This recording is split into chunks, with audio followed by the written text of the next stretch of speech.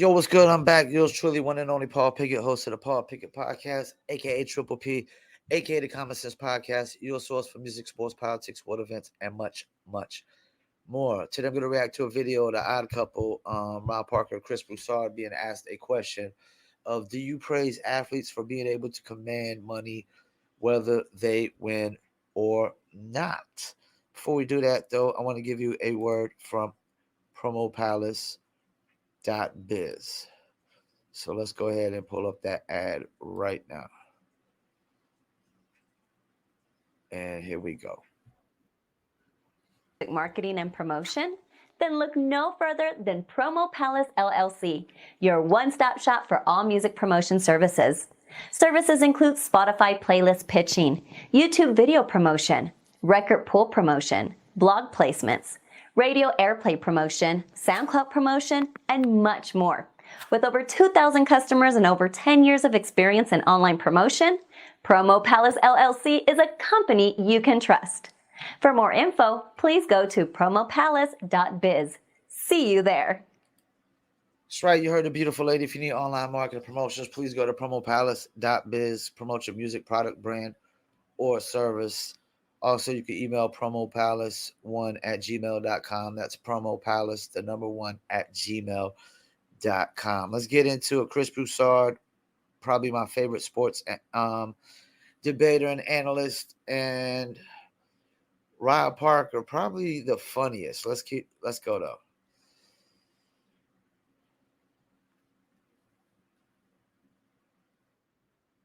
The caller from Massachusetts brought up some of the tremendous amount of money that players are making now.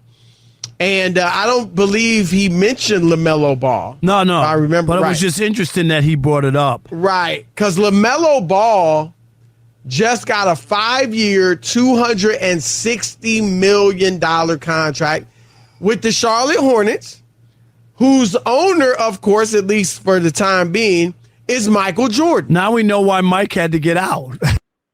And let me pause, just because I know Fox will probably put a copyright thing on me, but they still will let me react to it. But my Charlotte Hornets, because I'm from Fayetteville, North Carolina.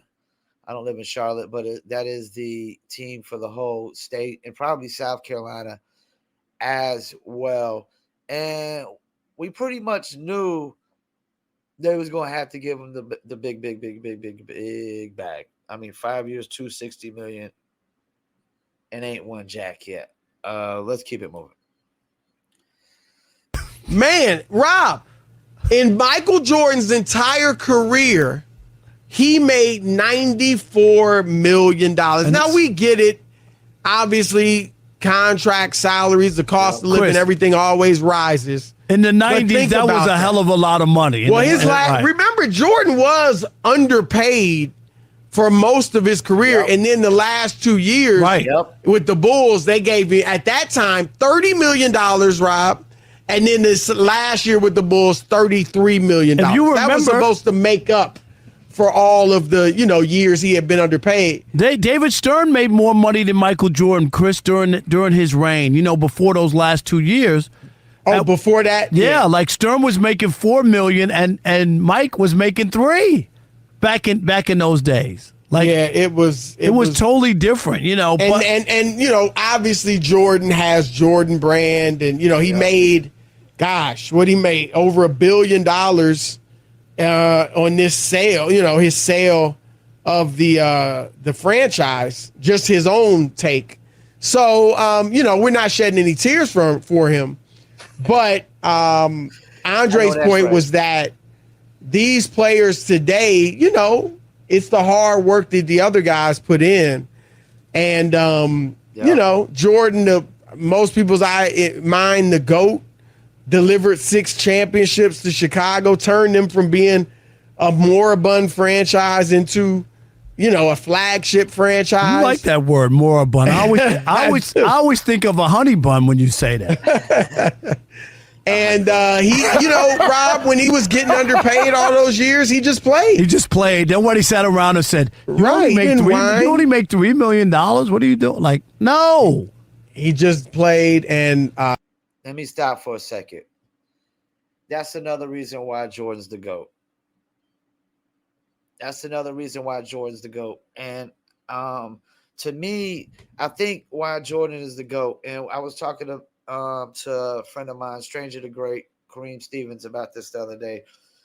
And he even brought up the fact that there was really no great two guards like Jordan before Jordan. They were not like Jordan was. Then I was I was explaining like how take Magic and Bird. Yes, they definitely saved the NBA. They saved the game. They made it what it was. But did they work on every aspect of their game and every aspect of their body the way Jordan did? I mean, Jordan just like, I think Jordan getting cut from as a freshman, it just instilled something into him where he just felt, I guess he felt like he had to work harder than everybody else. And he did. He did. That's really why Jordan is the GOAT, because he outworked everybody else. Let's keep it moving. Obviously it worked out for him, but you have a little issue with a guy like, and I think you like this guy. Yeah. You have a little issue with someone like LaMelo Ball. I think he's just your kind of jumping off point for something you want to say. But go ahead. He has, again, for those that didn't hear, 5 years, $260 million. Same as Anthony Edwards. Right. Whom he beat out for Rookie of the Year, even though you and I thought it should have been Edwards. We thought Edwards should have been, and he's turned out to be a hell of a player. Because LaMelo just didn't play enough games. He missed like 26 games that year, Chris, which was a lot. He is a very good player, but yeah, injuries have been his biggest problem. Yeah. They run in the family, unfortunately, because Lonzo has the same issue. They say there's talk that he might not even play. Yeah, he's going to miss the whole year again. So, his career is in serious jeopardy. But anyway, the point, Chris, when I heard the money, and I didn't relate it. I'm not one of these old-time guys. Hey, you kids, get off my lawn. And they used to play for free and popcorn. And, no, the money's out there. Are. No, I'm not. The money's out there. Chris, I've said on MLB Network, when they asked me about Shohei, I said, if you're the Angels or whoever, Chris, start at $600 million. Well, of course you're going to say that for baseball. No. You want all players to make $1 billion in baseball. No. I'm talking about when you produce, you deserve as much as you can get. Yeah, you just do. And in the NBA, in this case here, I'm just talking about this because that's why we're talking about it, is he's getting paid because it's his turn. And that's what the money is for a guy in his position in this league right now. Like Anthony Edwards got 260, right? That's the going rate for a player now. It has nothing to do with his talent or what he's done for the organization. That's just what the number is, and either you're doing that or you're not signing him, right? That's what the choice is. You don't have to give him that much, but he has. LaMelo Ball, now they haven't won much, but he has. Rob, this dude, again, and I'm not saying you ignore this, but the numbers he's put up are legit. For his career. He's only played 3 years. He's 19.7 assists, 6.5 rebounds for his career. Last year in the games he played, now that was only 36, he averaged 23 points. That's pretty good, but is it at 260 million good? I don't see how Charlotte can, build a championship around him now. I don't see it. Like, 260 million. Are we hitting on Brandon Miller? If Brandon Miller doesn't hit, this ain't gonna work. This is not gonna work. If PJ Washington doesn't get better, this ain't gonna work. If Miles Bridges doesn't come back and ball the hell out to play himself into a longer contract, this ain't gonna work. Charlotte is a small market. We have to hit on our drafts, and we have to hit. and we ain't been hitting like OKC hitting, Josh Giddey hitting, Jalen Williams, runner-up rookie of the year, Chet Holmgren, what he did in the summer league. If he starts doing that, if he just does that 15, 8 rebounds and 3 or 4 blocks a game, he's going to be a difference maker on OKC with Shai Gilgeous-Alexander, which they got him in a trade, but he's, you know, you got the hit, man. Golden State, you know, Steph, Clay, Draymond. Then you bring in more players. Denver, Jokic, Porter Jr., Murray. Then you trade for your other players and sign some free agents. Like, your key 3 players have to be draft picks. You got to hit every time. Every time. Okay, LaMelo Ball, we hit. But now Brandon Miller has to hit. And if he doesn't hit, this isn't going to work. And P.J. Washington, yeah, he got better, and he could probably even get better. He could probably get up to the 19, 20-point a game, you know. But Brandon Miller has to hit, and I don't think Brandon Miller's going to hit. I think we should have took Scoot. I think we should have took Scoot, and I think we're going to regret it. Let's keep it moving. 8.5 assists and 6.5 rebounds. So the guy can play. Yeah, so he hadn't led to winning, but a guy that's put up those individual numbers and is a 6'7", 6'8" point guard, I don't have a problem with them giving him that contract. Yeah, I just wonder sometimes when I see numbers on teams like they're not going to win a championship with or without him. I get it. It's a business. We talk about all the time. Right. When we talked about it, I get it. It's a business, Chris. You got to sell tickets. You got to have somebody to make people feel good about paying $400 to go to an NBA game. You know what I mean? Like, I get all that.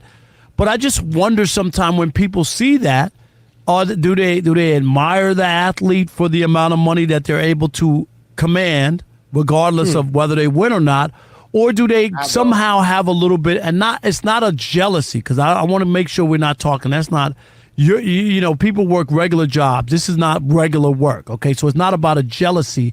But do you feel like, is it easier as a fan, Chris, and this is what I want to hear from people, I'm wondering, if a guy is really good or you feel like he's earned it or he's taken his team somewhere or he's played well in the postseason, or does it really matter, or is it just he just has to put up his numbers, what you just said about Ball's numbers, which are good, Chris, but the Hornets aren't good, or do you look at it differently? What makes you feel good or bad about a player making that kind of cake? Is it that you could look at the Joker and say, man, this guy's unbelievable. Won 2 MVPs. He was runner-up, his third. The team won a championship. He came up big in the postseason. I don't care what he makes. You know what I mean? He's worth every penny. Or is it James Harden doesn't deserve to make $36 million or whatever it is, Chris? What does he make, 45 or 40-something? This year, 35. Okay. Let me chime in. I'm with Rob Park on this, man. I'm with Rob Park on this. I've been saying this. Winning needs to be part of the contract. When you're a superstar player like that, winning needs to be part of the contract.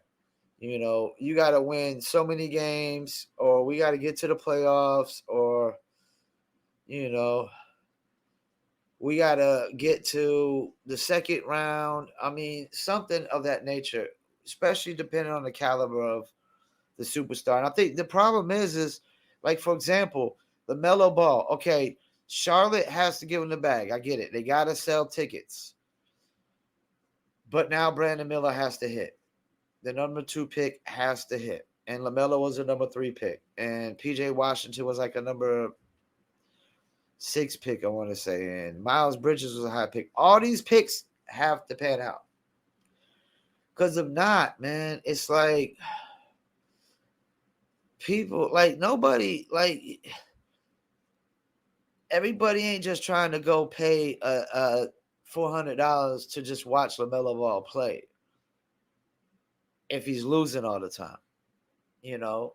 So I think winning needs to be, like, for these superstars, winning needs to be included. And the point I was going to also try to make is that is somebody, like, when you're in a small market, somebody has to be the number one guy on the team. But you pay him all this money like he's the number one guy on a championship team when you're giving him $260 million. I get it. It's the going rate, this, that, and the third. But we're paying him like he could be the number one guy on a championship team. And that's the problem with the NBA. Is that's why Bradley Beal proves my point to this. Bradley Beal was the number one guy on the Wizards ever since John Wall left. They paid him like he was a number one guy on a championship team, and they couldn't even sniff the playoffs. Couldn't even sniff the playoffs with Bradley Beal. They had Bradley Beal, Porzingis, and Kuzma, and couldn't even sniff the play-in tournament. You know, so now he's going to the Suns, and what is he? He's the number 3 option behind Booker, Durant. He's the third best player on the team behind Booker and Durant, because that's the problem. People gotta just because you're the number one guy on a small market team might only make you the number 2 or number 3 guy on a big market team or a championship team. And that's what it is. Bradley Beal can only be the third best guy on a championship team, but he can be the first best guy on a team that's never going to sniff the playoffs. And that's what we're going into with LaMelo Ball territory. Because if Brandon Miller don't pan out, we don't know if LaMelo Ball is the first best guy on even a playoff team, or this could be the second best guy on a playoff team. And I don't even know if the Hornets got to the playoffs with LaMelo Ball. They don't think they have yet at all. Yeah, I think Jordan knew that he was going to have to pay all this money. I don't think he wanted to have to give LaMelo Ball all this money. And if Brandon Miller doesn't work, it doesn't pan out. Let's hear the rest of this stuff. Yeah, 35 and a half. Yeah, 36. So you know what I mean? Where you go, this guy, he always disappoints me in the postseason. I wouldn't give James Harden that. He never delivers when it matters most. What's the feel for what do you get from fans or just people who are talking to you, Chris, or responding? I just get a mixed bag on fans and money. Well, I think there's a few things. I think one, and you know this, we've talked about it before, the athletes are just getting their fair share, which is about half of what the league generates, roughly, without getting into all the and I don't have an issue with that. Let's make that clear. They get about half. Yeah, but they're not putting in their fair work because they're not winning. A lot of these cats, and they're not trying to win. They're not working harder to win. They're not. A lot of these cats, they're like the person that shows up at work and just does enough work to get by and keep their job, That's why Jordan is still the standard, because he outworked everybody.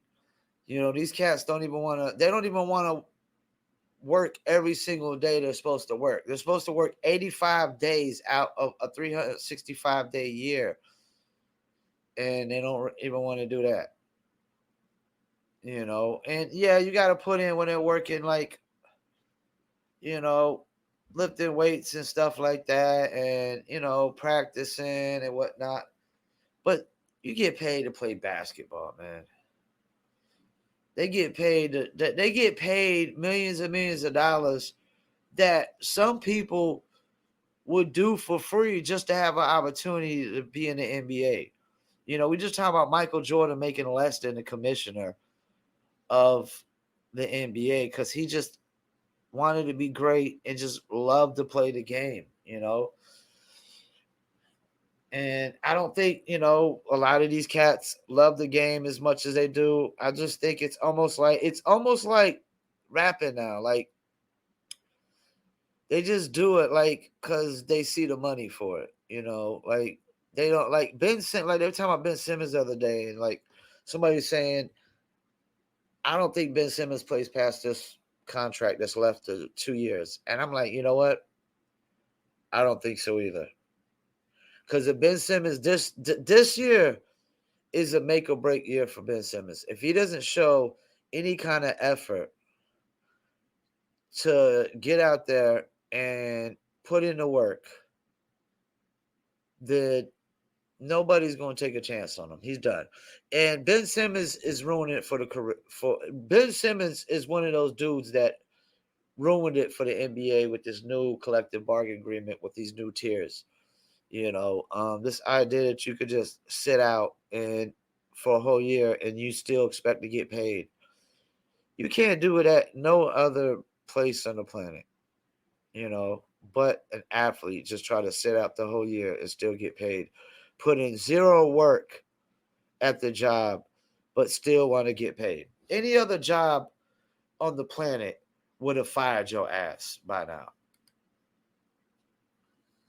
Of the basketball related income that the NBA generates. So if fans weren't turning out for the games as much, watching it on TV as much, buying the jerseys as much, and so on and so forth, then the players wouldn't make this much money. So that's number one. I think we all have to realize these huge numbers are their fair share. All right, that's number one. Number two, Rob, you know this as well. Teams have a cap, a soft cap, but it's a cap. Now it's getting harder because of the new CBA. And a ceiling. But they also have a floor. A floor, right. Right. So you have to, I don't know what the floor is off the top of my head, but you have to spend a certain amount of money. And if you have a bunch of young players who are still in their rookie deals, like say the Houston Rockets, then you need to pay some veterans somebody's some got to good get money. Right. Somebody's got to get the money. There's that as well. And then this is the third thing I would say. With the young players, you mentioned Harden. He's a different story. Right. But with the young players, Rob, if I believe, and some may not say this publicly because it might get them criticized or whatever, but when young players come into the league, and I don't blame them for it, generally they're going to a bad team, and their goal is to establish themselves as a star. So or a guy that, is a very good productive player in this league. And so you can get that first big contract. Because remember, they're on a rookie scale. And so they're not making, relatively speaking, a lot of money on their rookie deal. So they want to get that next big contract. And so generally a lot of young. All right, but I got to chime in. I get that, but I think now we're getting to the era where these cats just want to get that next big contract and are almost ready to ask out the next year just to go to a winner. And that's going to be a problem. I hear him, yeah, athletes got to get their fair share, but winning athletes, like this idea that we're paying the dude the same contract or bigger contract for losing as a dude for winning. And I also get it that if you want to build a championship in sports, superstars do have to take somewhat of a pay cut. They got to take somewhat of a pay cut. But, like, no way, no how am I giving you the whole bag, just the top bag that you could possibly get. And we're not even sniffing the playoffs. And now you got a play-in tournament. Charlotte Hornets ain't even sniffing the play-in tournament. We're not even sniffing the play-in tournament, more or less the playoffs, And then I still want to see you get to the playoffs and actually win something. Here's a good example. Like Trae Young, when he went, he took his team to the Eastern Conference Finals, like his second or third year or something like that. When a cat does that, then I'm like, yeah, let me invest in this cat.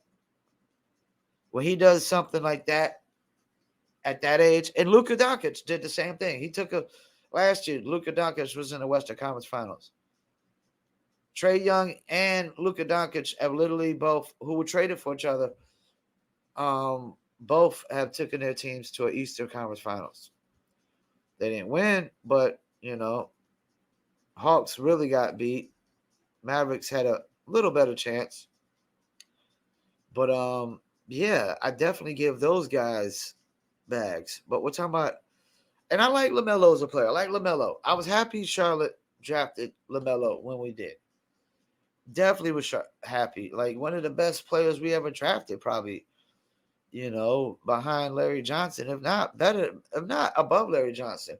Some people will say Kemba Walker, but I don't think Kemba Walker impact winning the way LaMelo Ball can, because his rebounding, his passing, and he can spread the floor out with his shooting. But like I said, we got to hit and miss on these. And, I don't even need to hear the rest of this. I agree with Rob Parker. There's no way, no how I pay players like James Harden that time after time again just show you that they can't get the job done when it counts the most. That's the thing. It's like people act like we're just like basketball players are just getting paid to entertain us. No, you're also getting paid to win, and entertain us. You get paid to entertain us and win, and entertain us. And I think these contracts for these superstars, maybe not role players so much, but these big superstars, LeBron James, the Kevin Durant's, the Steph Currys of the world, like, you need to include winning into it. And cats like that are going to win, you probably don't need to include it, but they need to make it where some of these contracts, people can include it winning. And I'm probably more of like the small market teams with like the Bradley Bills. And I'm confident the cat like Anthony Edwards get his team over the hump. But maybe like Jalen Green and things of that nature. Once they get into their first big contract past their rookie contract, we need to include like winning. All right, you've been in here 4 years now. You balling out, but we could give you a nice bag. But in order for there to be a bigger bag, it has to be like incentives. They need to put incentives in. Playing tournament, you get extra money. We make the playoffs, you get extra money. We make every round that you go through, you make extra money. They need to have it based out like that, in my opinion. If not, you're going to be paying a bunch of losers a shit ton of money on small market teams and not even really realizing, are they a number one on a championship team? Are they a number two on a championship team, or a number three on the championship team? Like Bradley Beal, who was number one in the Wizards, but now he's going to be a number three on the Suns. Number three on the Suns. And some nights he might be number four, because DeAndre Ayton might have a night where he goes for 20 something and Bradley Beal only goes for 10 or 15, So, yeah, man, I'm with Rob Parker on this. They need to figure something out. Dudes is getting a little bit too much money to not win shit, to be permanent losers. And I can't respect a superstar who loses every single year. I don't respect no Bradley Beal like that. He's like, like Bradley Beal. My respect for Bradley Beal as an NBA player is very low on the totem pole. There's probably bench players that I probably respect Jordan Clarkson more than Bradley Beal. And that's the thing. We don't know if Bradley Beal is really just a souped up Jordan Clarkson at this point, But once again, I want to thank y'all for tuning in, Paul Pickett Podcast, and I'm out.